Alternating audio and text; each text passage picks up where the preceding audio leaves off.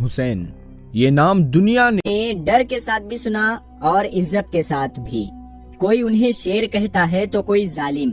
किसी के लिए वो अपनी कौम का रखवाला थे तो किसी के लिए एक ऐसा हुक्मरान जिसने सख्ती की हदें पार कर दी। यानी एक ही इंसान, दो बिल्कुल अलग तस्वीरें। सवाल ये नहीं कि दुनिया ने उनके बारे में क्या कहा, सवाल ये है कि असलियत क्या थी। आज हम सिर्फ बातें नहीं करेंगे, हम उनकी पूरी जिंदगी का सफर समझेंगे। वो लड़का जो एक छोटे से गांव से उठा, कैसे इराक की कुर्सी तक पहुंचा, किस तरह मुल्क को ऊपर भी ले गया और फिर एक गलती ने सब कुछ बर्बाद कर दिया। और आखिर में वो पल भी देखेंगे जिस दिन अमेरिका ने उन्हें फांसी दी। सद्दाम हुसैन की कहानी सिर्फ एक इंसान की नहीं, एक मुल्क की तकदीर की कहानी है।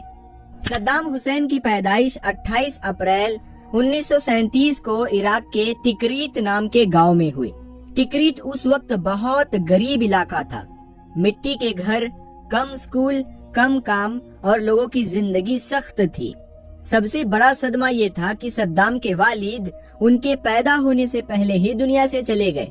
यानी एक बच्चे ने बाप का चेहरा कभी देखा ही नहीं और कुछ ही महीनों बाद उनका बड़ा भाई भी गुजर गया। सोचिए, एक घर में एक साथ दो मौतें। माँ सदमे में चली गई, घर में चुप्पी, दर्द और उदासी। सद्दाम का बचपन खुशियों वाला नहीं था, न बाप का सहारा, न घर में वो माहौल जो एक बच्चे को भरोसा देता है।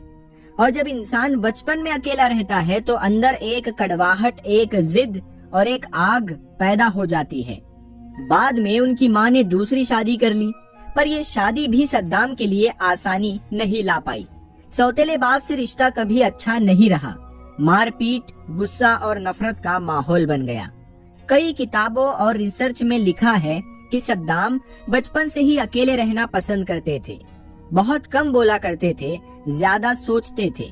उनके अंदर एक किस्म का डर भी था और एक किस्म का जज्बा भी। कभी ऐसा होता है ना कि तकलीफ इंसान को तोड़ भी देती है और बनाती भी है।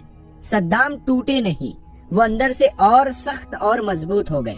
अपनी जवानी में सद्दाम हुसैन ने फैसला किया कि उन्हें पढ़ाई करनी है और कुछ बनना है। वो बगदाद चले गए, पर यहाँ भी राह आसान नहीं थी। किराया, खाना, पढ़ाई, सब कुछ अपने दम पर चलाना पड़ता था। मगर एक बात थी, मेहनत और हौसला। बगदाद पहुंचकर सद्दाम ने देखा कि मुल्क के हालात कैसे हैं। इराक बाहर से आजाद दिखता था, पर असल में वहाँ असर ब्रिटिश सरकार का था। शाही परिवार हुकूमत कर रहा था, लेकिन उनके फैसलों पर लंदन का साया होता था। इराक की जनता ये सब देख रही थी। लोग बोलते थे, नाम हमारा है, हुकूमत उनका। यही से सद्दाम के अंदर सियासत का शोला जागा। उस दौर में इराक में आजादी का माहौल, नारा और जज्बा चल रहा था। लोग चाहते थे कि मुल्क सच में आजाद हो, तेल पर इराकियों का हक हो और कोई बाहर का मुल्क हमें कंट्रोल ना करे। सद्दाम इस मूवमेंट में जुड़ गए, रैलियों में हिस्सा, नारे और फिर धीरे धीरे असल सियासी संगठनों में एंट्री ले ली। उन्होंने बाथ पार्टी ज्वाइन की, जो अरब एकता, ताकत और आजादी की बात करती थी। यहाँ उनकी मुलाकात अहमद हसन अल बकर से हुई, वही शख्स जो बाद में इराक के राष्ट्रपति बने। बाथ पार्टी ने तख्ता पलट किया और हुकूमत अपने हाथ में ले ली। अल बकर राष्ट्रपति बने और सद्दाम धीरे धीरे सबसे ताकतवर शख्स बनते गए। तकनीकी तौर पर वो नंबर 2 थे, मगर असल फैसले, असल ताकत, असल कंट्रोल सद्दाम हुसैन के पास में ही था। उन्हें पता था ताकत कैसे पकड़ी जाती है और दुश्मन कैसे हटाए जाते हैं। ये वो दौर था जब उन्होंने धीरे धीरे हुकूमत की कमान अपने हाथ में ले ली। अब यहाँ एक सच भी बताना जरूरी है, सद्दाम सिर्फ सख्त नहीं थे, वो डेवलपमेंट भी करना चाहते थे। स्कूल बने, कॉलेज खुले, सड़कें बनी, हेल्थ सिस्टम बेहतर हुआ, गरीबों के लिए स्कीमें आई। इसीलिए आज भी बहुत से बुजुर्ग इराकी कहते हैं, सद्दाम के दौर में पेट भर कर खाना मिलता था, मुल्क सुरक्षित था।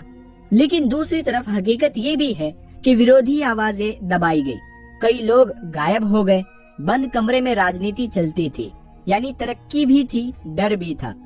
सवाल ये नहीं कि सद्दाम अच्छे थे या बुरे, सवाल ये है कि एक इंसान कैसा बन जाता है जब बचपन में प्यार नहीं मिलता, जिंदगी में सिर्फ जंग और टकराव मिलता है और सत्ता हाथ में आ जाती है।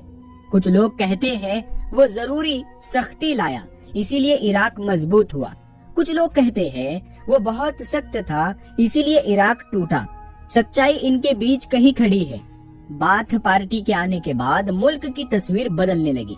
अहमद हसन अल बकर राष्ट्रपति थे, लेकिन असल में ताकत सद्दाम के हाथ में इकट्ठी हो रही थी। सियासत में वो शख्सियत थी जो सिर्फ भाषण नहीं देती थी बल्कि काम करवाती थी। उनकी सोच थी मुल्क को मजबूत बनाना है और इसके लिए सिस्टम कड़ा होना चाहिए, और कुछ लोग इस सोच को पसंद भी करते थे। 1970 में इराक ने तरक्की का ऐसा सफर देखा जो पूरे अरब में चर्चा का विषय बन गया। तेल का पैसा बाहर वालों के हाथ में नहीं था, सरकार ने कंट्रोल ले लिया था।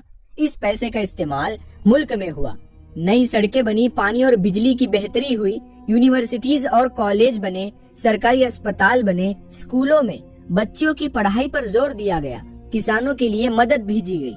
ये वो वक्त था जब इराक को अरब का उभरता तारा कहा जाने लगा। लोगों को रोजगार मिल रहा था, बगदाद आधुनिक शहर बन रहा था और इराक की आर्मी भी तेजी से मजबूत हो रही थी। कई बुजुर्ग कहते हैं हमने उस दौर में रोटी, इज्जत और सुरक्षा तीनों देखी, लेकिन जहाँ ताकत होती है वहाँ शक भी बढ़ता है। सद्दाम किसी को मौका नहीं देना चाहते थे कि उनके खिलाफ कोई खड़ा हो सके, इसीलिए वो अपने चारों तरफ ऐसे लोग रख रखे थे जिन पर भरोसा किया जा सके और जिन पर शक हो उन्हें किनारे किया जा रहा था। अब यहाँ पर असली सवाल आता है, क्या मुल्क सिर्फ तरक्की से चलता है या इंसाफ और बोलने की आजादी भी जरूरी है? सद्दाम को लगता था कि मुल्क चलाने के लिए सख्ती जरूरी है। वो समझते थे कि अगर अपोजिशन को खुली छूट दी गई तो बाहरी ताकतें उसका फायदा उठाएंगी। कुछ लोग कहते हैं कि उस दौर में खामोशी डर की वजह से थी और कुछ कहते हैं कि सख्ती ने इराक को कंट्रोल में रखा। यानी तस्वीर दो तरफ थी, सुकून भी था, खामोशी भी थी, ये दोनों चीजें साथ साथ चल रही थी। फिर आया वो साल जिसने सब बदल दिया। 1979 में अल बकर बीमार हुए और पद को छोड़ दिया। अब सद्दाम आधिकारिक तौर पर राष्ट्रपति बन गए। जैसे ही उन्होंने कुर्सी संभाली, उन्होंने फौरन साफ किया कि अब मुल्क में ढील नहीं चलेगी, सुरक्षा और सिस्टम उनके हिसाब से चलना होगा। अब इराक सिर्फ एक देश नहीं बल्कि एक मजबूत अरब ताकत बन गया था। बाहर के मुल्कों में भी सद्दाम का नाम चर्चा में आने लगा। कुछ लोग उन्हें नासिर जैसा नेता कहते थे, कुछ कहते थे वो अरब दुनिया को एकजुट करना चाहते हैं, लेकिन ताकत के साथ साथ हालात भी सख्त होते जा रहे थे। उसी साल ईरान में इनकलाब हुआ, सत्ता बदली और नया निजाम आया। ईरान और इराक दोनों अपने आप को इस्लामी दुनिया का लीडर समझते थे। दोनों के बीच पुरानी रंजिश भी थी, सीमा का मसला भी था और डर ये भी कि कहीं ईरान की सोच इराक में न फैल जाए। ये सब बातें बढ़ती गई और आखिरकार 1980 में इराक ने ईरान के खिलाफ युद्ध शुरू कर दिया। सद्दाम को लगा ये जंग कुछ महीनों की होगी, पर ये 8 सालों तक चली। दोनों तरफ लाखों जाने गई, पूरा इलाका जंग से जल उठा, इकोनॉमी को भारी नुकसान हुआ और एक पूरी पीढ़ी युद्ध में पिघल गई। अरब मुल्कों ने सद्दाम का साथ दिया क्योंकि उन्हें ईरान से डर था। अमेरिका ने भी इशारों में मदद की क्योंकि उस वक्त उसका टारगेट ईरान था। लेकिन ये जंग जीत नहीं लाई, बस थकान लाई। जब जंग खत्म हुई तो इराक के चेहरे पर थकावट थी, लेकिन सद्दाम का रवैया वही था, हम झुकेंगे नहीं। अगर आप किसी पहाड़ी पर चढ़ रहे हो और बहुत ऊपर पहुंच जाए तो नीचे देखने का मन नहीं होता। कभी कभी इंसान को लगता है मैं गिर ही नहीं सकता, लेकिन जिंदगी की सीढ़ी ऐसी है कि ऊपर जाना जितना मुश्किल है, गिरना उतना आसान। दोस्तों, ईरान वाली जंग खत्म तो हो गई, लेकिन इराक अंदर से थक चुका था। पैसा कम, कर्ज ज्यादा, लोग थके हुए और मुल्क को संभालने की जरूरत थी। लेकिन सद्दाम की सोच अलग थी। वो अभी भी खुद को मजबूत अरब लीडर के तौर पर देख रहे थे। उन्हें लगता था कि अगर इराक पीछे हटेगा तो पूरी अरब दुनिया कमजोर पड़ जाएगी। और इसी सोच में आया वो फैसला जिसने सद्दाम का रास्ता पूरी तरह बदल दिया। ईरान जंग में अरब मुल्कों ने इराक को पैसे दिए थे, उनमें सबसे बड़ा नाम कुवैत। जंग खत्म हुई तो कुवैत ने कर्ज वापस मांगा, लेकिन इराक कह रहा था हमने जंग अरब के लिए लड़ी है, ये कर्ज माफ करो। कुवैत ने साफ इनकार किया। साथ ही साथ इराक का आरोप था कुवैत ज्यादा तेल निकाल रहा है और जानबूझकर तेल की कीमतें गिरा रहा है। इराक को लग रहा था कि ये कदम उनके खिलाफ है। पैसा नहीं आ रहा था और जो पैसा होना चाहिए था वो भी कम मिल रहा था। ऊपर से कुछ रिपोर्ट्स में ये भी आया कि एक मीटिंग में कुवैत के एक बड़े ओहदे वाले ने सद्दाम के बारे में बदतमीजी वाली बात की। कुछ लोग कहते हैं कि बात औरतों पर तंज वाली थी, जिससे सद्दाम का गुस्सा और भड़क गया। सच क्या है कोई नहीं जानता, पर इतना मालूम है कि सद्दाम ने इसको इज्जत का मसला बना लिया। 2 अगस्त 1990 की सुबह दुनिया ने देखा कि इराकी टैंक कुवैत में घुस चुके हैं। कुछ ही घंटों में पूरा कुवैत इराक के कंट्रोल में था। सद्दाम ने कहा कुवैत असल में इराक का हिस्सा है। टीवी पर बड़ी बड़ी बातें, भाषण और इराक में जश्न जैसा माहौल। लेकिन दोस्तों, ये दुनिया इतनी सीधी नहीं होती। अरब मुल्क जो कल तक साथ थे अब खामोश थे, परेशान थे। कुवैत छोटा मुल्क था, लेकिन उसके पीछे सऊदी अरब, यूएई और दूसरे गल्फ मुल्क खड़े थे। सबको लगा आज कुवैत और कल हमारी बारी भी आ सकती है।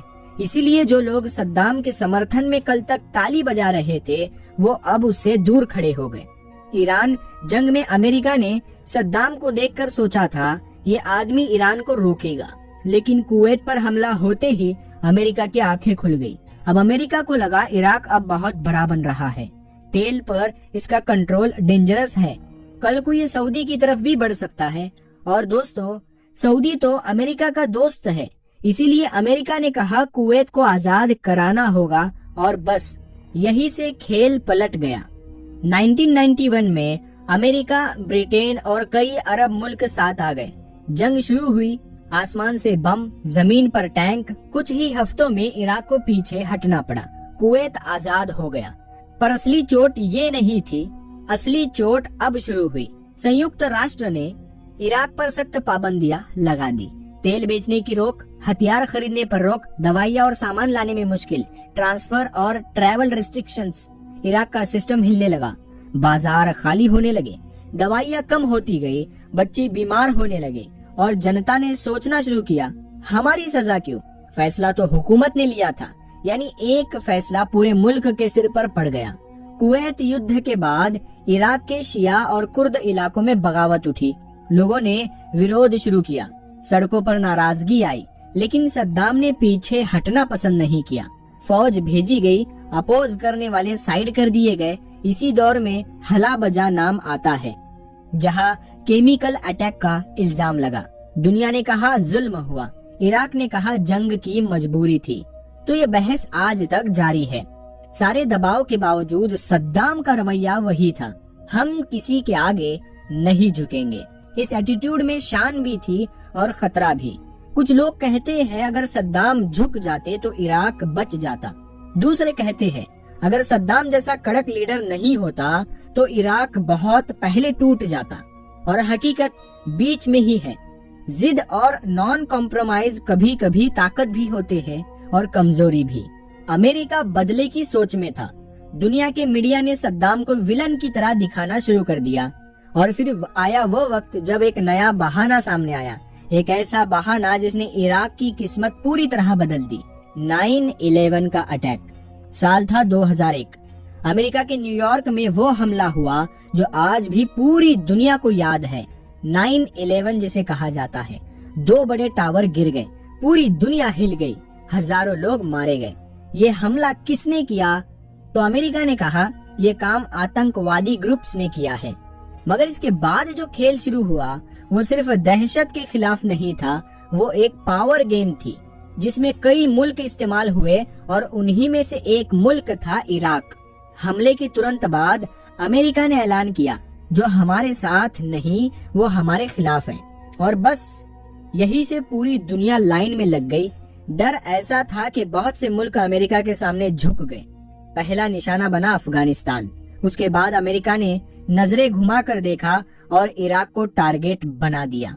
अब सवाल ये है इराक का 9/11 से क्या लेना देना था? तो इसका सीधा जवाब ये है कुछ भी नहीं। लेकिन राजनीति में सच और झूठ से ज्यादा मायने रखता है मकसद। अमेरिका को पहले से सद्दाम पसंद नहीं थे। कुवैत का मामला, अरब में उनकी पोजीशन और तेल का कंट्रोल, ये सब बातें अमेरिका के गले नहीं उतर रही थी। अब बस एक बहाना चाहिए था और वो मिल गया। अमेरिका ने दुनिया के सामने कहा, इराक के पास बड़े पैमाने के विनाश वाले हथियार है, ये दुनिया के लिए खतरा है, यानी केमिकल, न्यूक्लियर और बायोलॉजिकल वेपन्स। दुनिया हैरान थी। कई मुल्कों ने कहा सबूत दो। अमेरिका बोला हमारे पास सिर्फ जानकारी है। भाई कहा तो ऐसे जैसे बस कल सुबह खिड़की खोलकर देख लिया हो कि हथियार रखे हैं। फिर यूएन की जांच टीम भेजी गई। टीम महीनों इराक में घूमी, फैक्ट्रियां देखी, बेस चेक किए, गोदाम खोजे। नतीजा क्या हुआ? उन्होंने बोला कि हमें ऐसा कोई हथियार नहीं मिला। लेकिन अमेरिका ने कहा हमें सबूत नहीं, यकीन है। यानी दुनिया की सबसे बड़ी ताकत ने कहा हम जो बोले वही सच है। और यही असली ग्लोबल पॉलिटिक्स है। कई बार सच नहीं, ताकत फैसले करती है।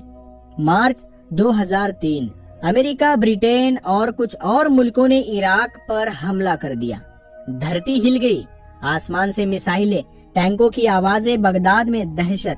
टीवी पर दिख रहा था शॉक एंड ऑ, यानी बिजली की तरह हमला। कुछ ही दिनों में महल गिर गए, सरकारी दफ्तर खाली हो गए, सेना टूट गई और बगदाद अमेरिका के कंट्रोल में आ गया। तो उस वक्त सद्दाम कहाँ थे? कोई नहीं जानता था। बस इतना सुनाई देता, अमेरिका ने इराक को आजाद किया। लेकिन हकीकत क्या थी? एक पूरा मुल्क बर्बाद हो गया। हुकूमत टूटी, पुलिस व्यवस्था खत्म हो गई, फौज बिखर गई, लोग डरे हुए थे। और जहाँ कानून नहीं होता वहाँ लूट मार शुरू हो जाती है। बगदाद की गलियों में सरकारी दफ्तर लूटे गए, म्यूजियम तक बर्बाद कर दिए गए, इतिहास तक चुरा लिया गया और अमेरिकन टैंक सिर्फ देखते रहे। क्यों? क्योंकि उनका मिशन सिर्फ सद्दाम था, इराक नहीं। कई इराकियों ने कहा तुम हमें आजाद करने नहीं आए, तुम हमें तोड़ने आए हो। लगभग 9 महीनों तक सद्दाम नजर नहीं आए। कभी उनकी आवाज आती, कभी कोई वीडियो आता, लेकिन पकड़ नहीं थी। अमेरिका उन पर लाखों डॉलर का इनाम रख चुका था। और आखिर दिसंबर 2003 में खबर आई, सद्दाम को पकड़ लिया गया। वो तिकरीत के पास एक छोटे से भूमिगत ठिकाने में मिले, यानी एक जमीन के नीचे के घर में मिले। थके हुए, कमजोर, दाढ़ी बड़ी हुई। अमेरिका ने ये तस्वीर जानबूझकर दुनिया को दिखाई ताकि दुनिया भरोसा करे तानाशाह हार चुका है। लेकिन कुछ लोग बोले ये इराक की बेइज्जती है, एक लीडर को इस तरह दिखाना। क्योंकि भाई इंसान गिर जाता है, लेकिन इज्जत गिराना दूसरी चीज होती है। फिर एक अदालत बनी, कई इल्जाम लगे, कत्ल के, दमन के। सद्दाम ने कहा ये अदालत नहीं, अमेरिका का खेल है। कई एक्सपर्ट्स बोले ट्रायल नहीं हुआ, बदला हुआ और फैसला आया फांसी। अगर इराक सच में दुनिया के लिए खतरा था तो हथियार किधर गए? अगर अमेरिका सच बोल रहा था तो यूएन की टीम ने कुछ क्यों नहीं पाया? अगर सद्दाम तानाशाह थे तो अमेरिका ने इराक को बाद में क्यों ठीक नहीं किया? और सबसे बड़ा सवाल, किसका फायदा हुआ? अमेरिका ने तेल और इन्फ्लुएंस लिया, इराक बर्बाद हुआ, लाखों लोग मरे। मतलब कहानी साफ है, दुनिया में कौन सही कौन गलत ये ताकत तय करती है। कुछ लोग खुश हुए कि तानाशाह गिर गया, लेकिन बहुत से लोग चुप हो गए क्योंकि उन्हें पता था कि जो सिस्टम आया है वो इंसाफ नहीं लाएगा। और आज 20 साल बाद भी इराक के लोग बोलते हैं सद्दाम सख्त था मगर मुल्क सलामत था। दोस्तों, वक्त कितना भी तेज हो, एक दिन हर सफर खत्म होता है। सद्दाम की कहानी भी आखिरकार उस मोड़ पर आ गई थी जहां इंसान, ताकत और तख्त सब पीछे रह जाते हैं और सिर्फ एक सवाल बचता है, आखिर में आदमी क्या लेकर गया? अमेरिका की फौज ने सद्दाम को पकड़ लिया। मुकदमा शुरू हुआ, कैमराओं के सामने सुनवाई हुई। कुछ महीनों बाद फैसला आया, फांसी। जिस शख्स को कभी दुनिया सबसे ताकतवर नेताओं में गिनती थी, आज उसके लिए सिर्फ एक छोटी सी सेल यानी जेल, एक बिस्तर और एक इंतजार बचा था। कहा जाता है कि फांसी से एक रात पहले सद्दाम देर रात तक जागते रहे, कुरान पढ़ते रहे। ना कोई डर का शोर, ना कोई गुस्से वाली बातें। वो इंसान जो बड़े बड़े जलसों में बिजली की तरह बोलता था, उस रात बिल्कुल खामोश था। शायद जिंदगी की सबसे बड़ी लड़ाई उसने पहले ही लड़ ली थी। मेरे खिलाफ जो फैसला हुआ वो मेरी मर्जी से नहीं था, लेकिन मैं डर कर नहीं जाऊंगा। उस रात ना परिवार था, न साथ में कोई पार्टी का आदमी, बस एक इंसान अकेला। किसी भी इंसान के लिए सबसे मुश्किल पल यही होता है जब दुनिया छोड़ देती है और जवाब सिर्फ खुद को देना होता है। सुबह दरवाजा खुला, गार्ड अंदर आए, हथकड़ियां लगी और उन्हें जेल के गलियारों से ले जाया गया। वीडियो में देखा गया कि उन्होंने काला कपड़ा चेहरे पर डालने से मना कर दिया। उन्होंने कहा, मेरी आंखें ढकने की जरूरत नहीं, मैं डर नहीं रहा। अगर इंसान गलत भी हो, हौसला फिर भी हौसला होता है। कुछ लोग वहाँ मौजूद थे जिनका मकसद सिर्फ एक था, इस पल को दुनिया को दिखाना है। किसी ने ताने मारे, किसी ने नारे लगाए। सद्दाम हुसैन ने सिर्फ एक चीज कही, कुरान की कुछ आयतें, और फिर आवाज आई, अल्लाहु अकबर। और फिर फर्श से जमीन नहीं बल्कि इतिहास हटता हुआ महसूस हुआ। सुबह 6 बजे के करीब सद्दाम हुसैन को फांसी दे दी गई। वो दिन था ईद उल अजहा का, जिस दिन दुनिया भर में मुसलमान कुर्बानी करते हैं। इत्तेफाक था या इरादा, ये बहस आज तक चलती है। लेकिन जिस शहर में कभी सद्दाम के पोस्टर लगे होते थे, उस दिन सन्नाटा था। कई लोगों ने खुशी मनाई, कई लोग चुप रहे और कई अपनी जगह बैठकर बोल उठे। हमने एक दौर को गिरते देखा। सद्दाम के बारे में एक राय नहीं है। कुछ लोग कहते हैं सख्त थे, विरोध दबाया, फैसले अकेले लिए, गलत डायरेक्शन में देश को ले गए। और दूसरे लोग ये कहते हैं कि मुल्क को खड़ा किया, इराक को स्ट्रांग बनाया, अरब की इज्जत रखी, बाहरी ताकतों के सामने झुके नहीं। ये दुनिया ऐसी ही है भाई, किसी के लिए हीरो, किसी के लिए विलन। लेकिन एक बात रेयरली कोई झुटला पाता है, सद्दाम के जाने के बाद इराक आज तक खड़ा नहीं हुआ। सद्दाम के बाद इराक आजाद नहीं हुआ बल्कि टूट गया। जंग, दंगे, बम, भूख, डर और बाहरी ताकतों का खेल। उसी इराक में जो कभी पढ़ाई, सड़कों और सुरक्षा में आगे था, आज लोग पानी और दवा के लिए परेशान रहते हैं। कई इराकी आज भी कहते हैं सद्दाम जब था तब मुल्क बेहतर हालत में था। और ये लाइन इस पूरी कहानी का सबसे बड़ा पॉइंट है। हर सख्त लीडर जालिम नहीं होता और हर मीठा बोलने वाला अच्छा नहीं होता। दुनिया की पॉलिटिक्स सिंपल नहीं होती। कभी ताकत वाला सही नहीं, कभी कमजोर गलत नहीं। और सबसे बड़ी बात, जिन मुल्कों में बाहर वाले दखल देते हैं वहाँ अमन टिकता नहीं। सद्दाम हुसैन की कहानी सिर्फ एक आदमी की नहीं, एक मुल्क की कहानी है जो बाहर की ताकतों और अंदर की जंग में फंसकर बिखर गया। सद्दाम हुसैन चले गए, लेकिन सवाल छोड़ गए। ताकत कितनी सही है? सख्त होना गलत है या हालात मजबूर करते हैं? और क्या एक मुल्क को बचाने के लिए कभी कभी लोहे जैसा दिल चाहिए? इन सवालों के जवाब शायद सबके अलग अलग होंगे और होना भी चाहिए। बस इतना याद रखिए, किसी की कहानी को समझने से पहले उसे पूरा सुन लेना चाहिए, न कि सिर्फ आखिरी सीन देखकर फैसला कर लेना चाहिए। सद्दाम हुसैन की कहानी खत्म हुई, लेकिन इतिहास अभी भी उनसे सवाल पूछता है। और कुछ लोग अब भी आज के हालात देखकर कहते हैं, अगर वो होता, हालात ऐसे ना होते।